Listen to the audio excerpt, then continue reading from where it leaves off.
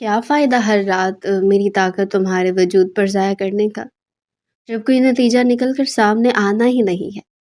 اب تو میرا دل بھی تم سے اکتانے لگا ہے۔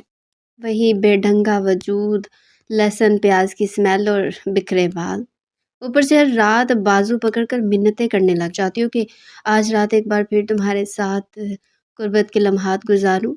بس کر دو، اٹس انف۔ تھک جاتا ہوں میں اب، کیا میری ہڈیاں بھی چوس کھاؤ گی تم؟ ازمیر اکتاتے ہوئے بیڈ سے اٹھ کر بیٹھا تو فاریہ شرمندہ سی ہو چکی تھی، آنکھوں میں آنسو بھی آ چکے تھے، جنہیں دیکھ کر ازمیر بولا، لو جی، اب شروع ہو گیا تمہارا نوٹنکی ڈرامہ؟ فار گاڈ سیک اب رونا دھونا مت مچانا۔ مگر فاریہ کہنے لگی، بس کچھ دیری کی تو بات ہے، پلیز۔ ڈاکٹر نے مجھے انجیکشن لگایا، ان کا کہنا تھا آج رات اگر شوہر قریب آ گیا تو میں اسی مہینے پریگننٹ ہو جاؤں گی۔ ازمیر مزید چڑ چکا تھا، بیڈ سے اٹھا اور دونوں ہاتھ جوڑ کر بولا، یہ میرے بندے ہاتھ دیکھ لو، مجھے تو لگتا ہے تمہارے انجیکشن دوائیوں کے چکروں میں ہی نہ مرد ہو جاؤں گا۔ نہیں بن سکتی تم ماں بھائی؟ مان کیوں نہیں لیتی؟ کیوں ضد پکڑ کر بیٹھی ہو؟ پتہ نہیں اپنی اس نام نہاد ڈاکٹر سے کتنے انجیکشن اور دوائیاں تم کھا چکی ہو اور مجھے بھی کھلا چکی ہو، مگر اب مزید میں یہ سب کچھ نہیں کرنے والا۔ جا رہا ہوں میں دوسرے روم میں سونے، اور پلیز میرے پیچھے وہاں تک مت آنا۔ جیسے ازمیر وہاں سے جانے لگا تو فاریہ نے اس کا بازو پکڑ لیا تھا۔ پچھلے 2 سالوں سے وہ اس کے ساتھ رہ رہی تھی، بار بار خاندان والے اسے دیکھ کر یہی سوال کرتے تھے کہ ابھی تک خوشخبری کیوں نہیں آئی۔ کبھی کوئی خاندان کی عورت اسے کسی اسپیشل گائنالوجسٹ کا نمبر دے رہی ہوتی تو کبھی کسی پیر فقیر کا نام لے کر فاریہ اس کے پاس جانے کے مشورے دیے جا رہے ہوتے تھے۔ وہ بھی اولاد کے لیے اتنی پاگل ہو چکی تھی کہ نہ جانے کتنے ہی ڈاکٹروں سے علاج کروا چکی تھی، لیکن ابھی تک وہ ماں نہیں بن پائی تھی۔ ازمیر بھی اس کی حرکتوں سے اب تنگ آ چکا تھا۔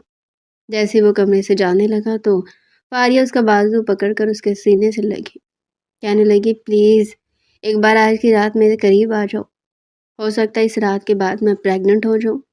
ازمیر اکتا چکا تھا اور اسے شدید غصہ بھی آ چکا تھا۔ اسے دونوں بازوؤں سے پکڑ کر بیڈ پر دھکا دیا، پھر کہنے لگا، آج رات میں اس انداز میں تمہارے وجود پر اپنی جنونیت اتاروں گا کہ تم میرے نام سے بھی تھر تھر کانپو گے۔ آج سے پہلے فاریہ تم نے میرا یہ روپ نہیں دیکھا ہوگا۔ یہ کہہ کر اس نے اپنی شرٹ اتار کر ایک طرف پھینکی تھی اور پھر اپنی پینٹ سے بیلٹ بھی اتار کر ایک طرف پھینک چکا تھا۔ فاریہ تھوڑی گھبرا چکی تھی، وہ کہنے لگی کہ نہیں پلیز، غصے میں اپنی جنونیت مجھ پر مت اتاریے گا۔ پچھلی بار بھی جب آپ نے غصے میں کیا تھا تو بہت درد ہوا تھا، میں آپ کی شدت سختی سے نہیں سہ سکتی، پلیز ازمیر۔ لیکن ازمیر اس پر جھکتا اس کی ٹانگوں کو پوری قوت سے کھول چکا تھا اور پھر اس کے لبوں کو اپنے لبوں میں قید کرتا، اپنی دونوں انگلیاں اس کے وجود میں۔ یار کیا اس حلیے میں تمہیں باہر لے کر آؤں گا؟ تمہیں میں نے کہا تھا نا، اپنا ٹیسٹ تھوڑا چینج کرو، خود کو ویسے بناؤ جیسے میں چاہتا ہوں۔ اتنا اچھا فگر ہے تمہارا، اور یہ کیا ڈھیلے ڈھالے کپڑے پہن کر میرے ساتھ جانے کے لیے تیار ہو جاتی ہو؟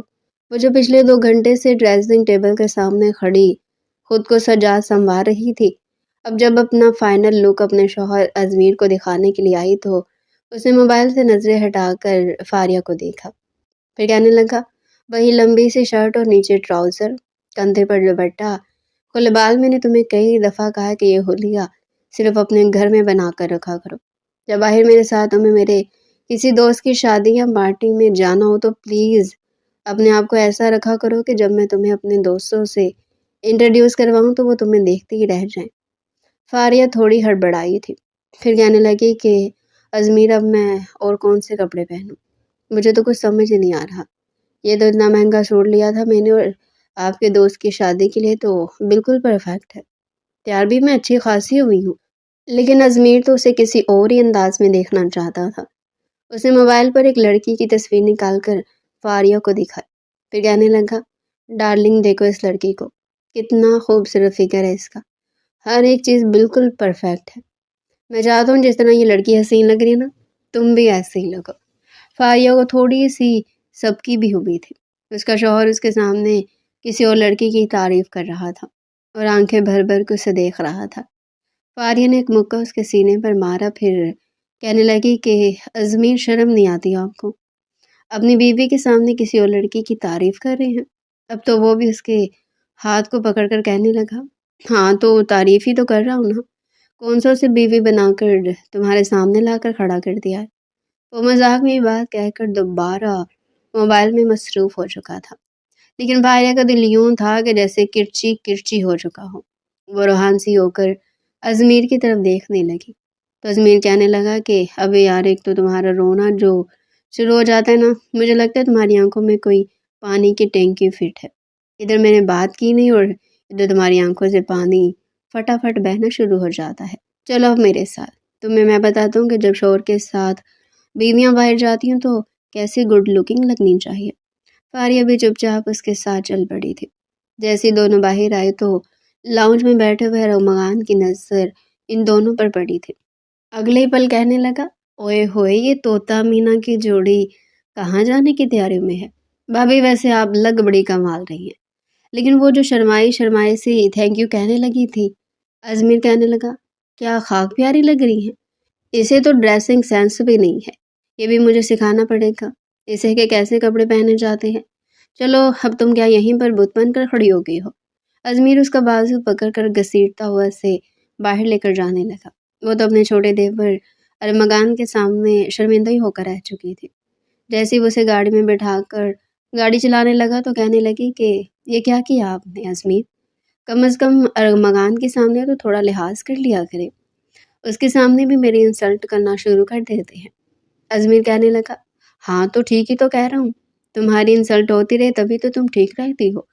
اسے سیدھا وہاں سے مال لے کر آیا تھا جہاں پر ویسٹرن ڈریسز تھے، وہیں سے اس نے ایک انتہائی بولڈ قسم کا ایک ڈریس اٹھایا تھا اور اسے کہنے لگا کہ جاؤ یہ پہن کرو ابھی کے ابھی۔ وہ تھوڑی ہی ہچکچائی تھی کیونکہ جس طرح کا وہ ڈریس تھا سلیو لیس تھا اور گلا بھی آگے کو کافی ڈیپ تھا۔ وہ ہچکچاتے ہوئے ازمیر کے کان کے قریب آ کر کہنے لگی کہ ازمیر، میں ایسا ڈریس کیسے پہن سکتی ہوں؟ اس کا گلا تو کافی ڈیپ ہے، اگر میں نے یہ پہنا تو میرے پرائیویٹ پارٹ اس میں سے صاف نظر آئیں گے۔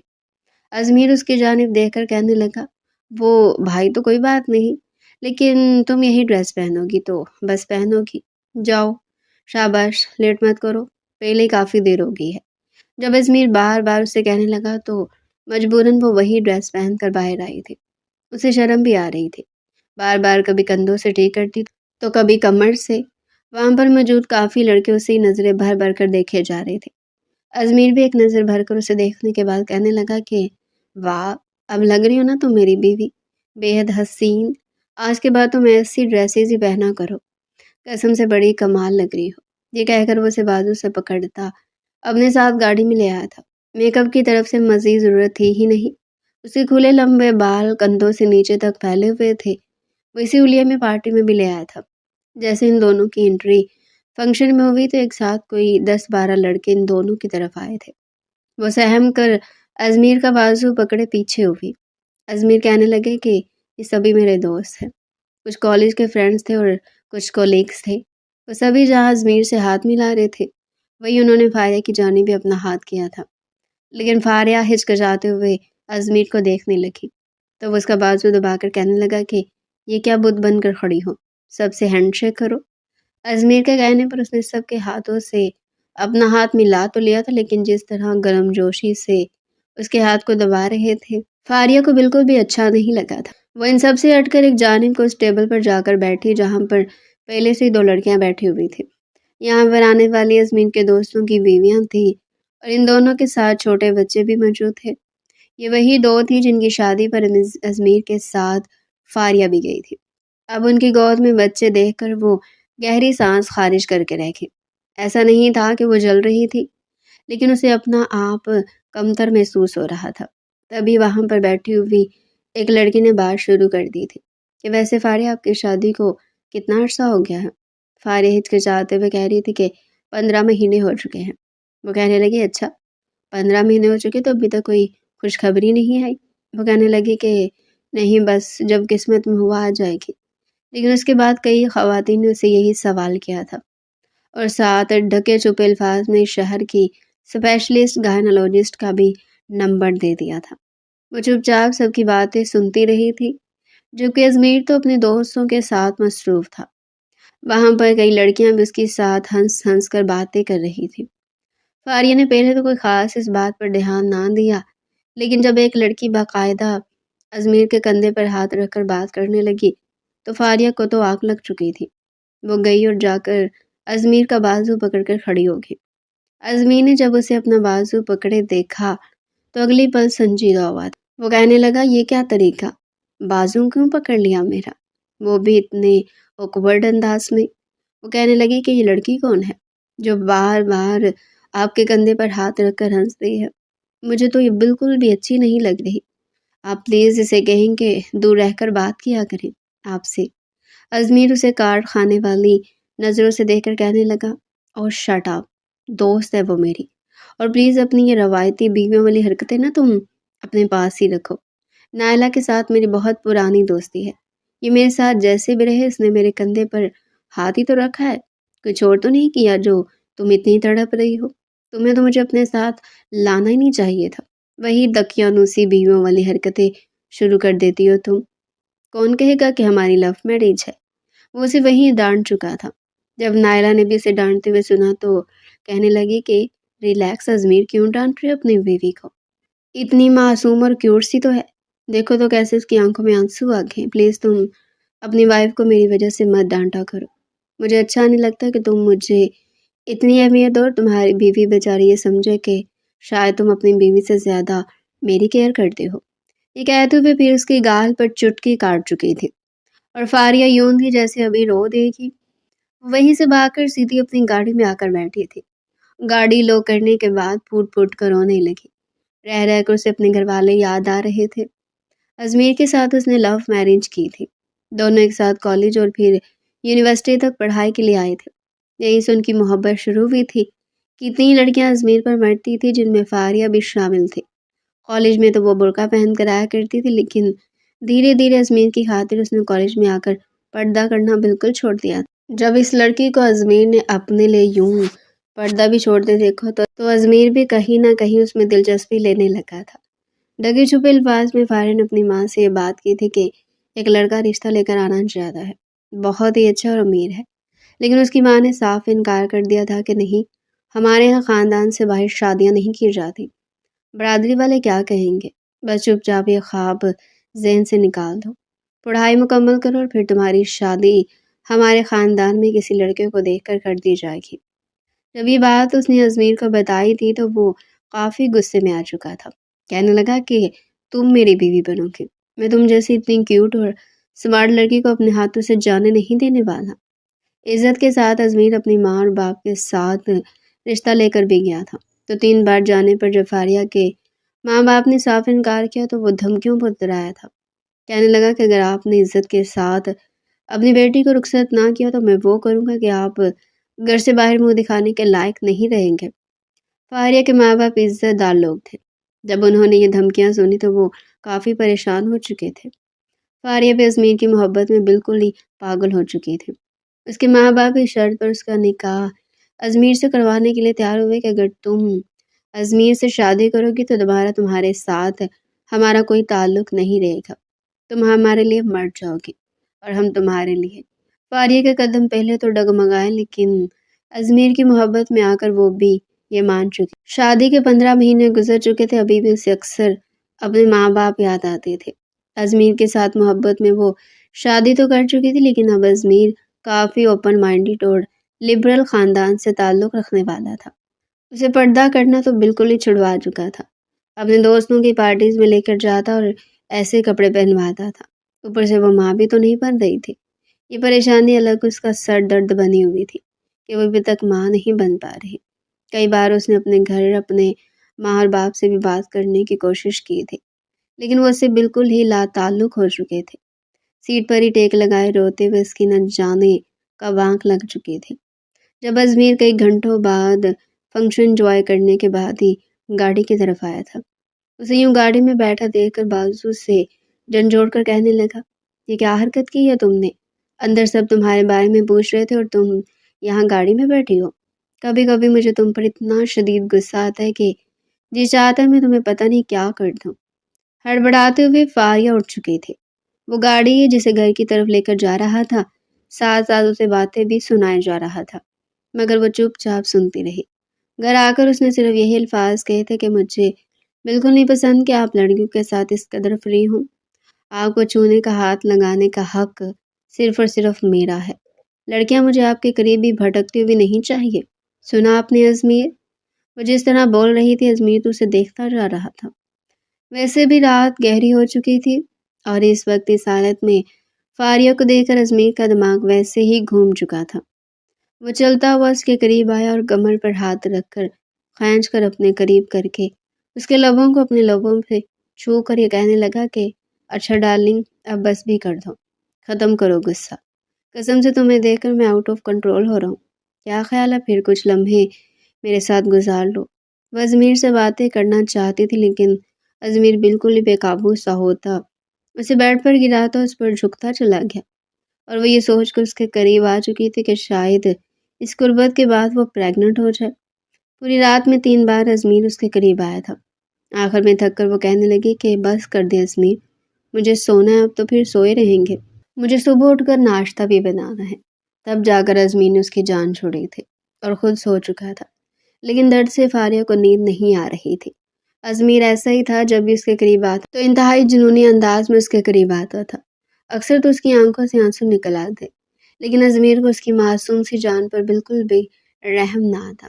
گھر میں ازمیر کے علاوہ اس کا چھوٹا بھائی ارمغان اور ازمیر کی والدہ سلطانہ بیگم موجود تھی۔ ازمیر کے والد بزنس سنبھالنے کے لیے پچھلے کئی مہینوں سے دبئی میں مقیم تھے۔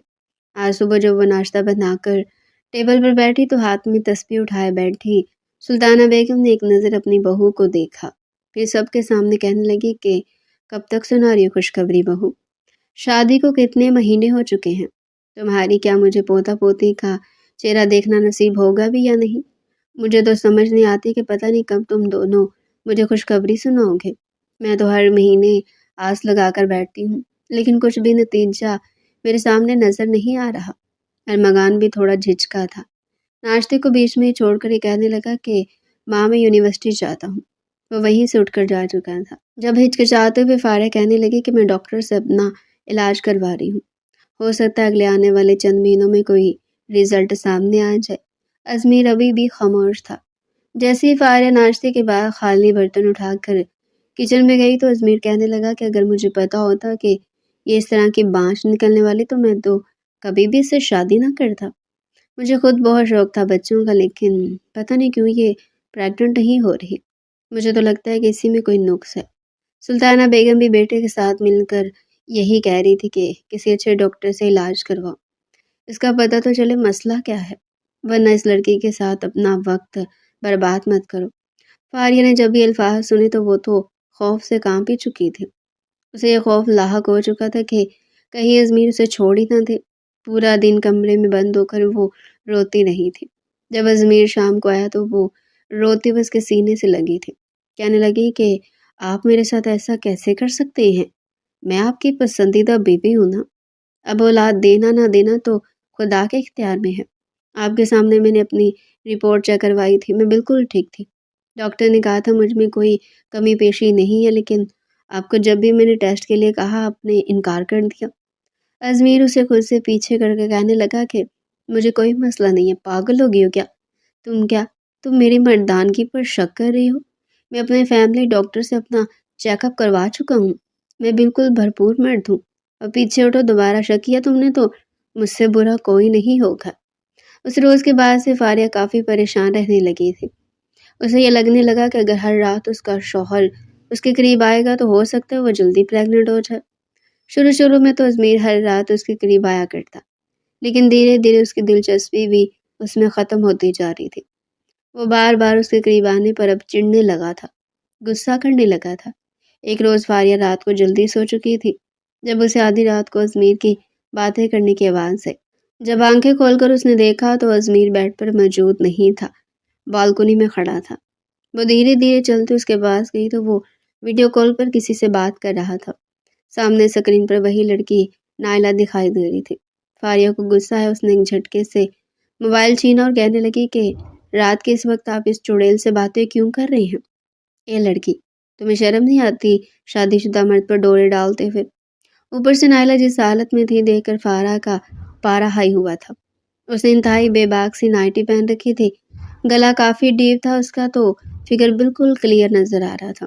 اوپر سے وہ بیڈ پر لیٹی بھی الٹی تھی جس سے مزید بے باک لگ رہی تھی، لیکن بجائے ڈرنے کے ازمیر نے زوردار تھپڑ اس کے منہ پر مارا۔ دھکے دے کر کمرے سے باہر نکال کے کہنے لگا، تم ہوتی کون ہو نائلہ سے ایسے بات کرنے والی؟ معافی مانگو نائلہ سے۔ میں چاہے پوری رات اس سے بات کروں یا رات اس کے فلیٹ پر گزار کروں، تمہیں کوئی حق نہیں پہنچتا کہ تم اسے ایسا کہو۔ وہ آدھی رات کو اس پر چلایا جا رہا تھا۔ فاریہ بھی ڈٹ کر کہنے لگی کہ میں بالکل اس لڑکی سے معافی نہیں مانگوں گی، اور اس کی اوقات ہی کیا ہے؟ مجھے تو لگتی کوئی کوٹھے والی بکاؤ عورت ہے، میری جوتی بھی سے معافی نہ مانگے۔ ازمیر کا چہرہ سرخ لال ہو گیا۔ نائلہ بھی وہی کال پر انگلش میں گالیاں بکتی جا رہی تھی جب ازمیر نے دھکے مار کر اسے کمرے سے باہر نکال دیا اور روم لاک کر دیا۔ کہنے لگا کہ آئندہ کے بعد میرے کمرے میں مت آنا، تم جیسی بانجھ عورت کو میں نے کچھ زیادہ ہی سر پر سوار کر کے رکھ دیا ہے، اب تمہاری عقل ٹھکانے لگانا ضروری ہو چکی ہے۔ وہ دھکے مار کر اسے کمرے سے باہر نکال چکا تھا۔ وہی کمرے کے باہر بیٹھ کر فاریہ رو رہی تھی۔ یہ سب کچھ اس کے ساتھ کیا ہو چکا تھا؟ وہ روتے ہوئے وہیں پر بیٹھی تھی جب ارمغان نے کمرے کے باہر سے سسکیوں کی آواز سنی۔ اس کی عادت تھی رات تک گیمز کھیلنے کی، ابھی بھی وہ اپنے کمپیوٹر پر گیم ہی کھیل کر فارغ ہوا تھا۔ سونے کے لیے لیٹنے لگا تو فاریہ کی سسکیاں سن کر وہ کمرے سے باہر نکل آیا۔ کمرے کے باہر بیٹھی وہ فاریہ کو دیکھ کر اس کے پاس آیا۔ فاریہ نے جب ارمغان کو دیکھا تو جلدی سے چہرہ صاف کر کے اٹھی۔ ارمغان کہنے لگا، کیا ہوا ہے بھابھی آپ کو؟ کیا سب کچھ ٹھیک ہے؟ کیا بھائی کے ساتھ آپ کا جھگڑا ہوا ہے؟ وہ روتے ہوئے کچھ بول ہی نہیں پائے تھے۔ ارمغان نے پہلی بار فاریہ کو بازو سے پکڑا تھا اور پھر صوفے پر لایا تھا، کچن سے پانی لا کر اسے دیا۔ کہنے لگا کہ بھابھی ریلیکس، رونا بند کرے پلیز، بتائیں میں ابھی بھائی کی کلاس لے لوں گا۔ کیا کہا انہوں نے آپ کو؟ وہ روتے ہوئے کہنے لگی کہ تمہارا بھائی اس وقت کسی عورت سے بات کر رہا تھا، میں نے جب سوال کیا تو مجھے کمرے سے باہر نکال دیا۔ بس مجھے یہ پتہ چل گیا کہ جب شادی کے 1 سال کے اندر اندر عورت بچہ نام پیدا کر کے دے تو شوہر یوں ہی دوسری عورتوں کے چکروں میں پڑ جاتا ہے۔ ارمغان اسے روتا دیکھ کر اس کے پاس ہی صوفے پر بیٹھ چکا تھا، اپنا ہاتھ اس کے کندھے پر رکھ کر کہنے لگا کہ اچھا بھابھی پلیز رونا بند کرے، میں ماما کو بتاتا ہوں، بھائی کو ایسا نہیں کرنا چاہیے تھا۔ ارے انہوں نے تو آپ کے ساتھ لو میرج کی ہے، مجھے تو لگ رہا تھا وہ آپ سے بہت محبت کرتے ہیں۔ وہ یوں ہی اس کے بے حد قریب بیٹھا اسے چپ کروا رہا تھا۔ فاریہ بھلے ہی رشتے میں اس کی بھابھی لگتی تھی لیکن ارمغان سے عمر میں 2 سال چھوٹی تھی۔ ابھی وہ یوں ہی پاس بیٹھے تھے جب سلطانہ بیگم کو باہر خسر پسر کی آوازیں آئی تو ان کی آنکھ بھی کھل چکی تھی۔ جیسے کمرے کا دروازہ تھوڑا سا کھلا تو باہر ارمغان اور فاریہ کو یوں بیٹھا دیکھ کر ان کا سیدھا ہاتھ سینے پر گیا تھا۔ بڑے غصے سے باہر آئی تھی، کہنے لگی کہ یہ کیا چل رہا ہے یہاں پر آدھی رات کو؟ تم دونوں یہاں پر کیا کر رہے ہو؟ جلدی سے ارمغان اٹھا تھا اور فاریہ بھی اٹھی تھی۔ ارمغان سب کچھ اپنی ماں کو بتانے لگا لیکن سلطانہ بیگم کی تو فاریہ پر ہی نظر ٹک چکی تھی۔ ارمغان کو تو وہ کمرے میں بھیج چکی تھی لیکن فاریہ کو اپنے کمرے میں لا کر ایک زوردار تھپڑ اس کے منہ پر مارا تھا۔ کہنے لگی کہ شوہر اگر باہر عورت دیکھ رہا ہے تو تجھے کیا تکلیف ہو رہی ہے؟ تیرے وجود سے تو اسے ابھی تو کوئی پھل مل نہیں سکا تو ظاہری سی بات ہے اب دوسری عورت ڈھونڈ کر اسی کے ساتھ اپنا بچہ پیدا کروائے گا۔ تیرے ساتھ رہ کر ساری زندگی اس نے بے اولاد رہنا ہے کیا؟ فاریہ ساس کے آگے ہاتھ جوڑ کر کہنے لگی کہ پلیز ایسا مت کرے، میں اپنا علاج اچھے ڈاکٹر سے کروا تو رہی ہوں نا، لیکن پلیز ازمیر کو کہیں مجھے دھوکہ مت دے۔ سلطانہ بیگم تو شاید اسی میں ہی خوش تھی کہ بس کسی طرح بیٹے کی اولاد کا چہرہ دیکھ لے۔ فاریہ کو لگا تھا شاید ازمیر کو اپنی غلطی پر پچھتاوا ہوگا لیکن اگلی صبح اس پر قہر بن کر ٹوٹ رہی تھی۔ وہ پوری رات سوئی نہیں تھی، ابھی بھی آنکھوں میں آنسو تھے جب وہ ناشتہ ٹیبل پر مرے ہاتھوں سے لگا رہی تھی کہ ازمیر کے نمبر پہ ایک کال آئی۔ جیسے اس نے کھانا کھاتے ہوئے کال آن کی تو اچانک سپیکر پر ہاتھ لگ چکا تھا۔ سبھی لوگ ٹیبل پر بیٹھے ناشتہ کر رہے تھے جب دوسری جانب سے نائلہ کی چہکتی ہوئی آواز سنائی دی کہ او مائی گاڈ ازمیر، میں نے ابھی پریگننسی ٹیسٹ کیا اور یہ دیکھو اسٹیک پر دونوں لائن سرخ ہو گئی ہیں، میں تمہارے بچے کی ماں بننے والی ہوں ازمیر۔ وہ چلا کر خوشی سے بتائی جا رہی تھی اور فاریہ کے ہاتھ سے سالن کا ڈھونگا چھوٹ کر گر چکا تھا۔ سلطانہ بیگم اور ارمغان بھی حیران ہو چکے تھے جب ازمیر خوشی سے کہنے لگا کہ دیکھ لیا ماما آپ نے، نائلہ ماں بننے والی ہے، وہ بھی میرے بچے کی، اب دادی بننے والی ہے۔ فاریہ کو تو وہ یوں نظر انداز کر چکا تھا جیسے وہ وہاں پر موجود ہی نہ ہو۔ وہ خوشی سے سب کچھ چھوڑ کر کھڑا ہو گیا۔ سلطانہ بیگم کہنے لگی کہ یہ کیا کہہ رہے ہو تم؟ کیا تم نے اس لڑکی سے نکاح کر رکھا تھا؟ وہ ہڑبڑاتے ہوئے کہنے لگا کہ نہیں، نکاح تو نہیں کیا تھا، لیکن اب میں کر لوں گا۔ فاریہ مرے مرے ہاتھوں سے اس کا کالر پکڑ کر کہنے لگی کہ ازمیر یہ کیا کہہ رہے ہیں آپ؟ میں آپ کی بیوی ہوں، آپ میرے ساتھ ایسا کیسے کر سکتے ہیں؟ لیکن ازمیر ایک گہری سانس خارج کر کے اس کے ہاتھوں کو چھوڑ کر کہنے لگا مجھے اولاد چاہیے تھی جو کہ مجھے اب نائلہ دے رہی ہے۔ تم جیسی نفسیاتی عورت سے میں نے شادی کر کے بہت بڑی غلطی کر دی۔ تم میرے ٹیسٹ کی ہو ہی نہیں، نہ ہی میری کلاس کی ہو۔ میں اس وقت کو پچھتا رہا ہوں جب میں نے تمہیں اپنا بنایا تھا۔ بہرحال اب مجھے میری صحیح لائف پارٹنر مل چکی ہے۔ اسے وہیں پر چھوڑتا نائلہ کی طرف بھاگا تھا اور فاریہ کے دماغ پر احساس ہوا کہ وہیں پر بے ہوش ہو کر گر چکی تھی۔ سلطانہ بیگم کو بھی بس یہ خوشی تھی کہ میرے بچے کی اولاد آنے والی ہے، چاہے وہ پھر جائز طریقے سے آ رہی ہو یا پھر ناجائز۔ وہ فاریہ کو بے ہوش دیکھ کر اس کی طرف نہیں بڑھی تھی۔ اس وقت ارمغان ہی تھا جو جلدی سے اس کی طرف بڑھا تھا۔ کہنے لگا بھابھی آنکھیں کھولے آپ، کیا ہو گیا ہے آپ کو؟ موم دیکھے بھابھی آنکھیں نہیں کھول رہی۔ سلطانہ بیگم نے تو جگ سے پانی کا گلاس بھر کر پورا ہی اس کے منہ پر انڈیل دیا تھا۔ ارمغان کہنے لگا ماما یہ کیا کر رہی ہیں آپ؟ اب بھابھی کا سانس رک سکتا ہے، ان کی سانس کی نالی میں پانی جا سکتا ہے۔ وہ خود ہی فاریہ کو ہاسپٹل لے کر گیا تھا۔ کچھ دیر بعد اسے ہوش آ چکا تھا اور وہ پھوٹ پھوٹ کر روئے جا رہی تھی۔ جب اسے کوئی سہارا نہ ملا تو ارمغان کا سینہ ہی تھا جس پر سر رکھ کر وہ کتنی دیر تک روتی رہے۔ ابھی وہ دونوں اسی حالت میں موجود تھے کہ جب کمرے کا دروازہ کھلا، سامنے ازمیر کھڑا تھا۔ سلطانہ بیگم نے اسے کال کر کے بتایا تھا کہ تمہاری بیوی بے ہوش ہو چکی ہے، ارمغان اس کو ہاسپٹل لے کر گیا ہے، جاؤ جا کر دیکھو کہیں مڑ تو نہیں گئی۔ لیکن جیسے ہی وہ پہنچا تو سامنے ارمغان کے سینے سے لگی فاریہ کو دیکھ کر وہ آگ بگولا ہو چکا تھا۔ کہنے لگا اچھا تو یہ ڈرامے چل رہے ہیں یہاں پر تمہارے، شرم تو نہ آئی ہوگی میرے چھوٹے بھائی پر ڈورے ڈالتے ہوئے؟ فاریہ انکار کرنے لگی۔ ایک تو پہلے وہ صدمے میں تھی، کہنے لگی ازمیر آپ نے ایسا کیوں کیا؟ آپ نے میرے علاوہ کسی اور عورت کو کیسے چھوا؟ لیکن ازمیر اس کی بات کو نظر انداز کرتا کہنے لگا میری بات کا جواب دو، یہاں پر تم دونوں کے بیچ کیا گلچھڑے اڑائے جا رہے تھے؟ میں تو سمجھ رہا تھا تم اسے اپنا چھوٹا بھائی سمجھتی ہوگی، مگر نہیں، یہاں تو بے حیائی پھیلائی جا رہی ہے۔ ارمغان بھی آگ بگولا ہو چکا تھا۔ کہنے لگا یہ کیسی باتیں کر رہے ہیں بھائی؟ ایک تو چوری، اوپر سے سینہ زوری، آپ کو ایسی باتیں کرنا زیب نہیں دیتا۔ ان کا شور سن کر وہاں پر نرس اور ڈاکٹر آ چکی تھی۔ کہنے لگی کہ دیکھیے مسٹر، ہاسپٹل ہے یہ، آپ کا گھر نہیں جہاں پر آپ اس طرح کے معاملے ڈسکس کریں، باقی مریضوں کو ڈسٹرب نہ کریں۔ ارمغان فاریہ کو لے کر اپنی گاڑی میں گھر کی طرف نکلا تھا۔ وہی ازمیر بھی نائلہ کو اپنی گاڑی میں بٹھا چکا تھا۔ اسی ہاسپٹل سے نائلہ کو چیک اپ کروایا تھا اور وہ پریگننٹ تھی۔ سب ایک ساتھ ہی گھر پہنچے تھے جب سب کے سامنے ازمیر نے فاریہ کو اپنے سامنے کھڑا کیا، پھر کہنے لگا میں تمہیں ان سب کو گواہ بنا کر پورے ہوش و حواس میں طلاق دیتا ہوں۔ وہ 3 بار یہ جملے دہرا چکا تھا اور پھر فاریہ کو دھکے دے کر پیچھے بھی کر چکا تھا۔ کہنے لگا کہ جہاں مرضی جاؤ، لیکن اب تمہارا میرے ساتھ کوئی تعلق نہیں ہے۔ سلطانہ بیگم کی اس بات کی امید نہیں تھی کہ ازمیر اتنی جلدی فاریہ کو طلاق دے دے گا۔ فاریہ سکتے کی کیفیت میں کھڑی رہ چکی تھی، جبکہ ازمیر نائلہ کے ساتھ کورٹ میرج کر کے اسے اپنے کمرے میں لے جا چکا تھا۔ فاریہ کتنی دیر سکتے میں بیٹھی رہی۔ سلطانہ بیگم کو بھی اس لڑکی پر تھوڑا ترس آ ہی چکا تھا۔ کہنے لگے کہ ازمیر نے جو کیا غلط کیا، لیکن اب تمہارا اس کے ساتھ کوئی رشتہ نہیں رہا، اسی کے ساتھ ہی باقیوں کے ساتھ بھی تمہارا رشتہ ختم ہو چکا ہے۔ بہتر ہے کہ اپنے گھر کال کرو اور واپس اپنے ماں باپ کے پاس چلی جاؤ۔ یہ کہہ کر سلطانہ بیگم وہاں سے کمرے میں جا چکی تھی۔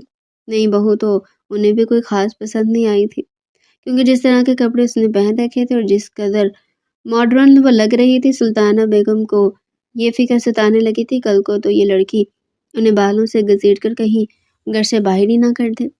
ارمغان کو فاریہ پر شدید ترس آیا تھا۔ معصوم سی لڑکی تھی، کیا سے کیا ہو چکا تھا اس کے ساتھ۔ ارمغان نے تو آج تک فاریہ کو کبھی ضد کرتے بھی نہیں دیکھا تھا۔ ہر وقت یا تو گھر کے کاموں میں لگی رہتی یا پھر ازمیر کا جی بہلانے کے سو جتن کرتی رہتی۔ فاریہ نے اپنے مائکے کال کرنے کی کوشش کی تھی لیکن کسی نے بھی اس کی کال نہیں اٹھائی تھی۔ ایک بار جو اس کی ماں نے کال اٹھائی بھی تھی تو فاریہ کی آواز سن کر کال کاٹ چکی تھی۔ ارمغان کہنے لگا کہ بھابھی آپ اس گھر سے قدم بھی باہر نہیں نکالیں گی، یہ گھر آپ کا بھی ہے۔ اگر کسی نے آپ کو نکالنے کی کوشش کی تو اسے میرا سامنا کرنا پڑے گا۔ آپ اوپر والے پورشن میں شفٹ ہو جائیں۔ وہ پورشن ارمغان کے لیے بنایا گیا تھا کہ جب اس کی شادی ہوگی تو اوپر والے پورشن میں اپنی بیوی کے ساتھ رہا کرے گا۔ لیکن اوپر والے پورشن میں موجود کمرے کی چابی ارمغان فاریہ کو دے چکا تھا کہ جب تک آپ کی عدت پوری نہیں ہوتی آپ یہاں سے کہیں نہیں جائیں گی۔ سلطانہ بیگم کی اس بات پر غصہ تو آیا تھا کہ اس میں تو میری نئی بہو نے آ کر رہنا تھا، بھلا یہ منحوس قدم ہم پر کیسے رکھ سکتی ہے کیونکہ اس کی نحوست ان کمروں میں پھیلا رہی ہو۔ لیکن ارمغان نے ان کی ایک نہیں سنی تھی۔ کہنے لگا کہ وہ بھابھی ہے میری اور میں نے یہاں سے کہیں بھی جانے نہیں دوں گا، وہ اسی گھر میں رہیں گی۔ فاریہ چپ چاپ اوپر کمرے میں بیٹھی رہتی تھی۔ جب بھی کھانا بنتا تو ارمغان خود اس کے لیے ٹرے بنا کر اوپر دینے کے لیے چلا جاتا۔ اس نے تو بھول کر بھی نیچے قدم نہیں رکھا تھا کہ کہیں ازمیر کے ساتھ اس کی بیوی کو دیکھ کر اس کا دل 100 ٹکڑے نہ ہو جائے۔ لیکن جب تک عدت پوری ہوئی تھی فاریہ گویا پتھر کی ہو چکی تھی۔ اس بیچ ارمغان جب بھی کھانا لے کر اس کے پاس آتا یا ویسے اس کے پاس آ کر کچھ دیر بیٹھتا تو وہ اپنے بچپن کی باتیں کرنے لگتی۔ ارمغان بھی اسے ہنسانے کے لیے ادھر ادھر کی باتیں کرتا رہتا، پرانے قصے چھیڑ دیتا اور وہ اس کی باتوں پر مسکرا دیا کرتی۔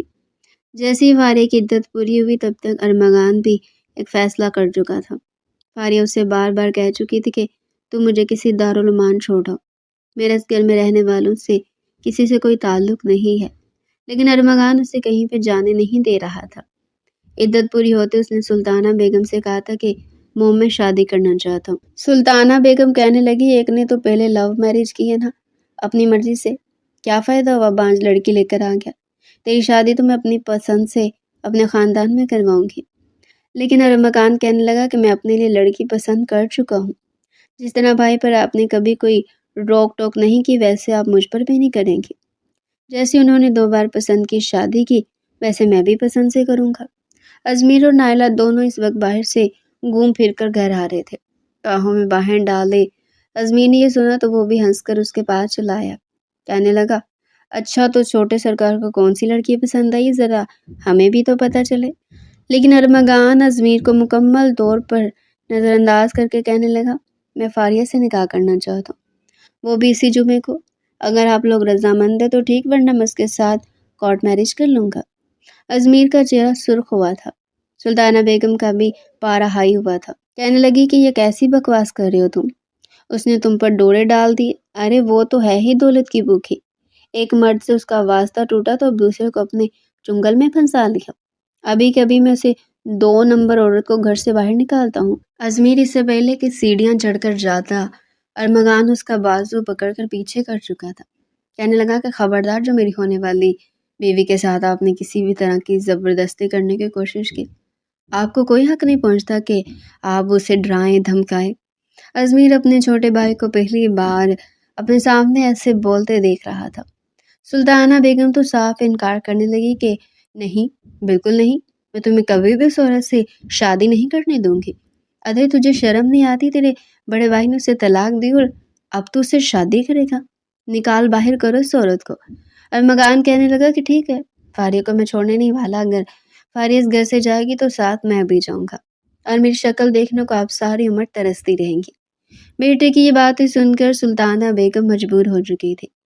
وہیں جب فاریہ کو اس کے ارادوں کا پتہ چلا تو وہ بھی گھبرا چکی تھی، صاف انکار کرنے لگی، کہنے لگی کہ نہیں، میں تم سے شادی نہیں کروں گی، پلیز ارمغان ایسا مت کرو، میں نے کبھی تمہیں اس نظر سے نہیں دیکھا، میں تو ابھی تمہارے بڑے بھائی کے دکھوں سے نہیں نکلی، اب مجھ پر ظلم مت کرو۔ ارمغان کہنے لگا کہ میں فیصلہ کر چکا ہوں اور آپ جانتے ہیں کہ میں کتنا ضدی ہوں، مجھے آپ سے شادی کرنی ہے تو کرنی ہے، بس آپ کے علاوہ میں کسی سے شادی نہیں کروں گا۔ ارمغان کافی شرارتی اور بچپنے میں جینے والا لڑکا تھا۔ فاریہ کو لگا کہ شاید یہ بچپنے میں یہ فیصلہ کر رہا ہے، لیکن ارمغان اس کے ساتھ بھی زبردستی کر چکا تھا۔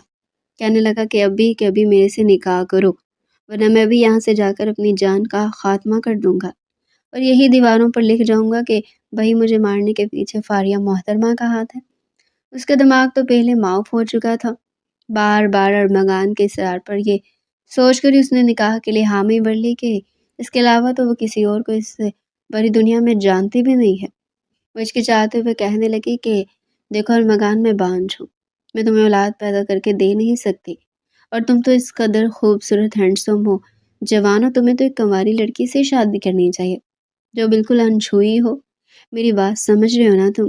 میں تمہارے بھائی کے ساتھ 2 سال سے رہ رہی ہوں، پلیز ایسا مت کرو۔ ارمغان اس کی بات سن کر چہرے پر گہری مسکراہٹ سجا لایا اور پھر چلتا ہوا فاریہ کے قریب آنے لگا۔ فاریہ پیچھے قدم اٹھانے لگی، پھر جا کر دیوار سے لگی تھی۔ ارمغان دیوار پر ہاتھ رکھ کر اس کے مزید قریب آ گیا، پھر کہنے لگا کہ کیا ہو گیا، ماں نہیں بن سکتی تو؟ مجھے ویسے بھی بچی کوئی خاص پسند نہیں ہے، البتہ آپ ایک عورت تو ہے نا، اور وہ بھی اس قدر حسین، آپ کا فگر، آپ کی رعنائیاں، سب کچھ کمال ہے، اور مجھے آپ جیسی عورت سے ہی شادی کرنی ہے۔ فاریہ کا چہرہ سرخ ہو چکا تھا، وہ جیسے تیسے نکاح کے لیے رضامند ہو ہی چکی تھی، اور پھر آنے والے جمعے کو فاریہ اور ارمغان کا نکاح ہو چکا تھا۔ سلطانہ بیگم نے صرف اپنے بیٹے کی خاطر نکاح میں شرکت کی تھی، اور جن خاندان والوں کو اس نکاح میں بلایا گیا تھا وہ 100 طرح کی باتیں کر رہے تھے کہ یہ کیا معاشرہ ہے، یہ کیا چکر ہے۔ سلطانہ بیگم ہر ایک کو بس باتیں گول مول کر کے جواب دیتی رہ گئی۔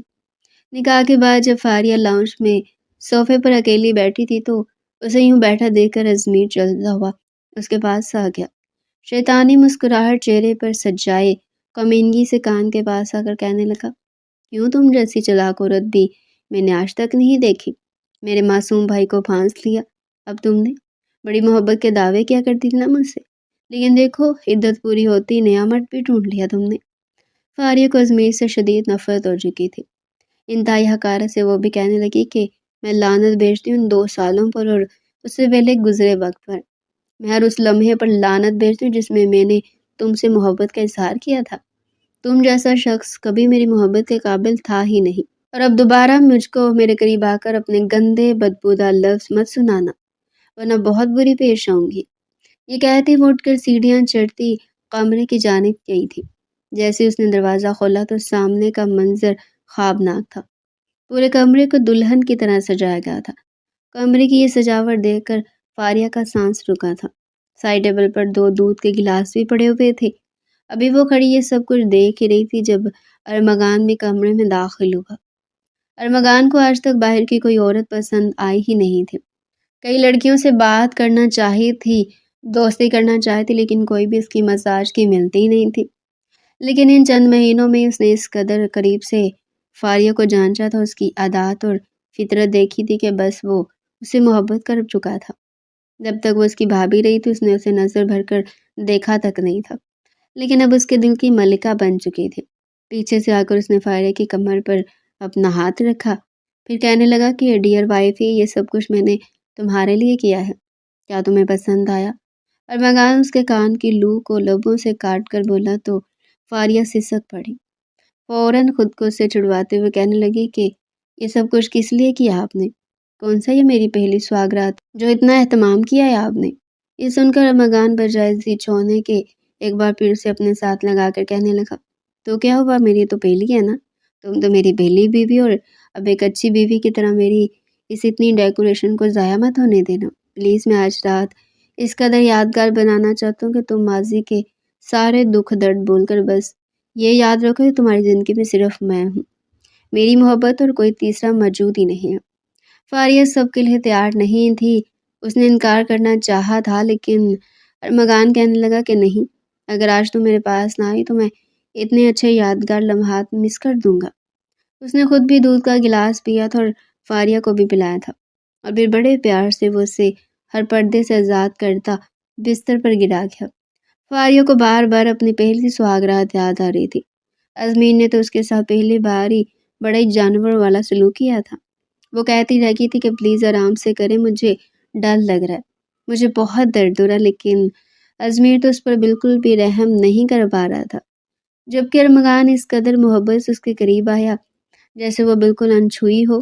اس کا یہ انداز دیکھ کر فاریہ بھی آخر کو بے بس ہو چکی تھی اور اپنا آپ ارمغان کے حوالے کر دیا تھا۔ ایک بار سے زیادہ اپنا حق بھی وصول نہیں کیا تھا اور پھر اس کے پہلو میں لگا سو چکا تھا۔ فاریہ ابھی تک اس کے جذبات کو سمجھ نہیں پا رہی تھی۔ اسے یہی لگ رہا تھا کہ شاید ارمغان کو پہلی بار کسی عورت سے ملاپ کرنے کا موقع ملے، اس لیے وہ اس کے ساتھ اتنا اچھا پیش آ رہا ہے، اس کا خیال رکھ رہا ہے، لیکن ہے تو ازمیر کا ہی بھائی۔ ہو سکتا ہے دھیرے دھیرے یہ بھی بدل جائے اور ایک بار پھر بیچ منجدار میں فاریہ کو لا کر کھڑا کر دیا جائے۔ لیکن دن بہ دن ارمغان کی محبت میں مزید اضافہ ہوتا چلا جا رہا تھا۔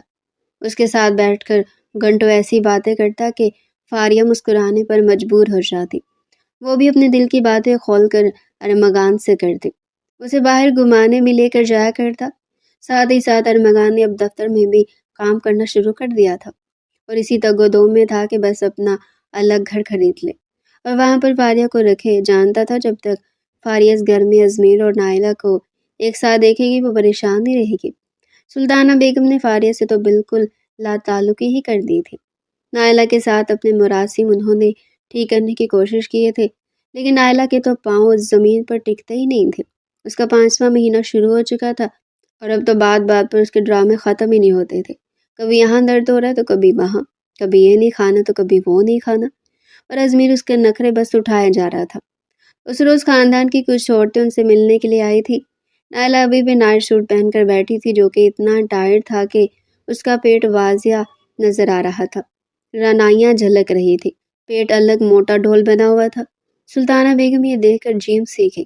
مہمان جانے کے بعد اس نے پہلی بار ہی نائلہ کو مخاطب کیا تھا، کہنے لگی کہ بیٹا اپنا آپ جسم دیکھو، اب کپڑے بھی ویسے پہنا کرو کہ تمہارا جسم کسی دوسرے کو واضح محسوس نہ ہو۔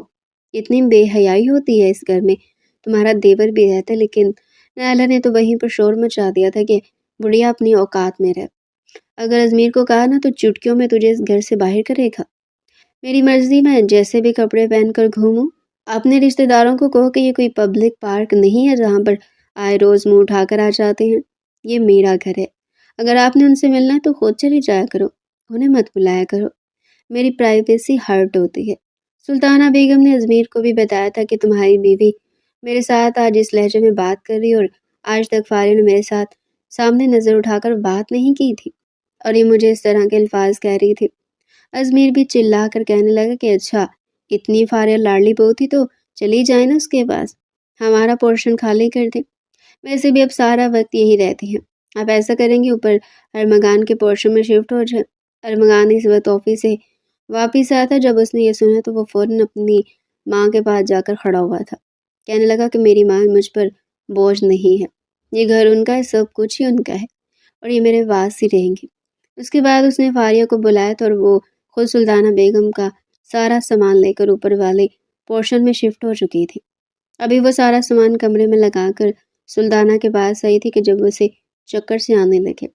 اس سے پہلے کہ وہ گرتی سلطانہ بیگم نے اسے تھاما تھا، کہنے لگے کہ آئے ہائے لڑکی، کیا ہو گیا تمہیں، چکر آ کیوں رہی ہو، اتنا بھی بھاری سامان نہیں تھا میرا جو تمہیں چکر آنے لگے ہیں۔ ساتھ ہی اسے کہنا بھی شروع ہو چکی تھی۔ پہلے تو اس نے گھر رہ کر ہی دوا دینے کی کوشش کی، لیکن جب طبیعت نہ سنبھلی تو ارمغان اسے زبردستی ڈاکٹر کے پاس لے کر گیا تھا۔ ڈاکٹر نے جب چیک اپ کیا تو اس نے ارمغان سے سوال کیا تھا کہ آپ کی کیا لگتی ہیں۔ ارمغان کہنے لگا کہ یہ میری وائف ہے۔ وہ کہنے لگے کہ شادی کو کتنا عرصہ ہو چکا ہے۔ ارمغان کہنے لگا کہ 3 مہینے ہو چکے۔ وہ مسکرا کر کہنے لگی کہ اچھا، آپ کی وائف پریگننٹ ہے، اس وجہ سے ان کی طبیعت ایسے اچانک خراب ہوگی۔ ارمغان جتنا حیران ہوتا اتنا کم تھا، وہی فاریہ کا بھی منہ کھولے کا کھلا رہ چکا تھا۔ وہ ڈاکٹر سے کہنے لگی کہ نہیں، آپ کو کوئی غلط فہمی ہوئی ہوگی، ایک دفعہ پھر چیک کر لیں۔ میں ماں کیسے بن سکتی ہوں، میں تو بانجھ ہوں۔ ڈاکٹر نے ایک بار پھر چیک کیا تھا، کہنے لگی کہ آپ بالکل ٹھیک ہیں اور اب پریگننٹ ہے۔ فاریہ کی تو خوشی کی کوئی انتہا نہیں رہی۔ ارمغان اسے سینے سے لگائے اپنی خوشی کا اظہار کر رہا تھا اور فاریہ کی تو آنکھوں سے تشکر بھرے آنسو نکل رہے تھے۔ وہ جب اسے گھر لے کر آیا تو ساتھ مٹھائی بھی لے کر آیا تو سلطانہ بیگم کے منہ میں ٹھونس کر کہنے لگا کہ میں بابا بننے والا ہوں، اب دادی بننے والی ہے۔ سلطانہ بیگم کو اپنے کانوں پر یقین نہیں آ رہا تھا، کہنے لگی کہ یہ کیسے ممکن ہے، فاریہ ماں کیسے بن سکتی ہے؟ لیکن پھر بڑے پیار سے انہوں نے فاریہ کو ماتھے پر بوسہ دیا تھا اور دعائیں بھی دی تھی کہ یہ معجزہ کیسے ہو گیا۔ شاید یہ دعاؤں کا اثر تھا، لیکن جب ازمیر تک یہ بات پہنچی تو اس کا دماغ ہل کر رہ چکا تھا۔ نہ جانے کیوں سے یہ بات اندر تک پریشان سی کر چکی تھی۔ وہی نائلہ کا لوز فرمائشیں کرنا، پیسے لگوانا اور بچے کے نام پر ایموشنل بلیک میل کرنا، یہ سب کچھ ازمیر کو تھوڑا کوفت میں مبتلا کر چکا تھا۔ وہ نائلہ پر شک تو نہیں کرنا چاہتا تھا، لیکن اس نے اپنے ٹیسٹ بھی تو نہیں کروائے تھے۔ کچھ سوچ کر بڑی ہمت جمع کر کے وہ اپنے فیملی ڈاکٹر کے پاس گیا تھا اور اپنے ٹیسٹ کروانے کا کہا تھا۔ چند روز بعد جب رپورٹ آئی تو اس کے پیروں کے نیچے سے زمین نکل چکی تھی، کیونکہ رپورٹس میں صاف صاف لکھا تھا کہ ازمیر باپ بن ہی نہیں سکتا، اس میں بچہ پیدا کرنے کی صلاحیت ہے ہی نہیں۔ اگر مہنگے سے مہنگا علاج کروایا جائے تو بھی علاج سالوں تک چلے جاتے، تب جا کر کہیں امید 50% تک آتی تھی کہ امیر باپ بننے کے قابل ہو۔ بڑی مشکل سے ڈرائیونگ کر کے وہ گھر آیا تھا۔ نائلہ ابھی بھی بیٹھی ڈرائی فروٹ سامنے رکھ کر کھائے جا رہی تھی اور کال پر کسی سے بات کر رہی تھی۔ اس کے سامنے آ کر کھڑا ہو گیا۔ کال بند کر کے وہ مسکرا کر کھڑی ہوئی اور بڑے پیار سے ازمیر کے گال پر کس کر کے کہنے لگی، بیبی آپ آ گئے، کیا ہوا، ایسے کیوں دیکھ رہے ہو؟ ازمیر نے اپنی رپورٹس اس کے منہ پر ماری تھی، جنہیں پڑھ کر نائلہ بھی ہڑبڑا چکی تھی۔ ازمیر تو سیدھا اس کا گلا دبا چکا تھا، کہنے لگا کہ کس کا گناہ ہے تمہارے پیٹ میں؟ ہاں بتاؤ مجھے، تم تو کہہ رہی تھی کہ پارٹی کی ایک رات جب میں تمہیں تمہارے گھر چھوڑنے گیا تھا تب میں نشے میں تھا، تمہارے فلیٹ میں آ گیا اور وہیں پر ہمارے پیچھے یہ سب کچھ ہوا تھا، لیکن مجھے سچ سے بتاؤ یہ سب کچھ کیا ہے؟ یہ بچہ میرا ہو ہی نہیں سکتا کیونکہ میں نامرد ہوں۔ نائلہ پہلے تو جھوٹ بولنے کی کوشش کرتی رہی، لیکن جب اس کے سارے جھوٹ کام نہ آئے تو ڈرتے ڈرتے کہنے لگی کہ یہ میرے دوسرے بوائے فرینڈ کا بچہ تھا۔ جب میں نے اسے اس بارے میں بتایا تو اس نے مجھے بچہ بنانے سے صاف انکار کر دیا۔ ڈاکٹر کے پاس گئی تو اس نے کہا کہ بچہ ضائع نہیں کرنا، ورنہ کچھ کمپلیکیشنز کی وجہ سے میری جان بھی جا سکتی ہے، اس لیے میں نے تمہیں اپنے جال میں پھنسایا۔ ازمیر چیخ چیخ کر شور مچا رہا تھا۔ اس کا شور سن کر سلطانہ بیگم، ارمغان اور فاریہ بھی نیچے آ چکے تھے۔ سب کے سامنے حقیقت آ چکی تھی اور فاریہ فخری انداز میں ازمیر کو دیکھ رہی تھی۔ ازمیر کے ساتھ یہی ہونا چاہیے تھا اور فاریہ تو اپنے صبر کا پھل ارمغان کی صورت میں پا چکی تھی۔ وہی کھڑے کھڑے ازمیر نے نائلہ کو بھی طلاق دے دی تھی۔ کتنی دیر بیٹھ کر چیخ چیخ کر روتا رہا، گھر کا کتنا ہی سامان اس نے توڑ ڈالا تھا، اور پھر آخر میں اپنی ماں کی گود میں سر رکھ کر بچوں کی طرح رونے لگا، اپنی ماں سے معافی مانگنے لگا۔ ماں تو ماں ہوتی ہے۔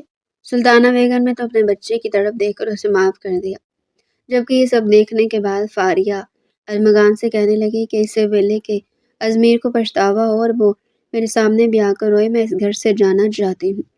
ارمغان بھی یہی چاہتا تھا۔ اس نے اپنا سامان پیک کیا اور سلطانہ بیگم سے کہا کہ اگر وہ ان کے ساتھ چلنا چاہتی ہے تو چلے، لیکن سلطانہ بیگم کہنے لگی کہ نہیں، میں ازمیر کے ساتھ ہی رہوں گی، تم دونوں اگر جانا چاہتے تو ٹھیک ہے۔ اگلے 2 روز بعد سامان پیک کر کے فاریہ اور ارمغان وہ گھر چھوڑ کر جا چکے تھے، جبکہ ازمیر کے حصے میں ساری زندگی کا پچھتاوا رہ چکا تھا۔ ارمغان اور فاریہ دونوں ہی اپنی زندگی میں خوش تھے۔ نئے گھر میں ہونے والے بچے کے خواب سے جائے دونوں اپنی زندگی انجوائے کرنے لگے، جبکہ ازمیر کے لیے سلطانہ بیگم نے بعد میں کئی لڑکیاں دیکھی تھی، لیکن وہ کسی سے شادی کر ہی نہ سکا۔ کہنے لگا کہ میں کسی لڑکی کی زندگی برباد نہیں کرنا چاہتا۔ وہ آخری بار فاریہ سے ضرور ملا تھا اور ہاتھ جوڑ کر معافی بھی مانگی تھی، لیکن فاریہ نے اپنا رخ پھیر لیا تھا۔ سلطانہ بیگم کو ارمغان کے ہاتھ جوڑ کر وہ ہمیشہ ہمیشہ کے لیے دبئی چلا کر اپنے والد کو واپس پاکستان بھیج دیا تھا۔ فاریہ تو اپنی قسمت پر جس قدر رشک کرتی کم تھا۔ ارمغان اسے اتنی محبت کرتا تھا اور ایک بار میں ماضی کو کریت کر اس کے سامنے نہیں لایا تھا۔ وہ ایک بچے کا باپ بن چکا تھا، لیکن آج بھی اس گھر میں رومانس کم نہیں ہوا تھا۔ جب بھی آفس سے واپس آتا تو بڑی بے باکی سے جہاں بھی فاریہ ہوتی وہیں پر اسے پکڑ کر اس کی گردن پر اپنی محبت کے نشانات چھوڑنے لگا۔ لو بائٹ کے نشان جگہ جگہ اس کے وجود پر موجود ہوتے اور وہ اپنے ہاتھوں سے گستاخیاں کرتا، اسے زچ کر کے رکھ دیتا۔ وہ کہتی رہتی کہ بس کرو ارمغان، کوئی آ جائے گا، لیکن ارمغان اپنی خواہش پوری کرنے کے بعد اسے چھوڑا کرتا تھا۔ تو ڈیئر ریڈرز، آپ کو آج کا ناول کیسا لگا؟ کیا فاریہ کو ازمیر کو معاف کر دینا چاہیے تھا یا ازمیر اسی دھوکے کا مستحق تھا؟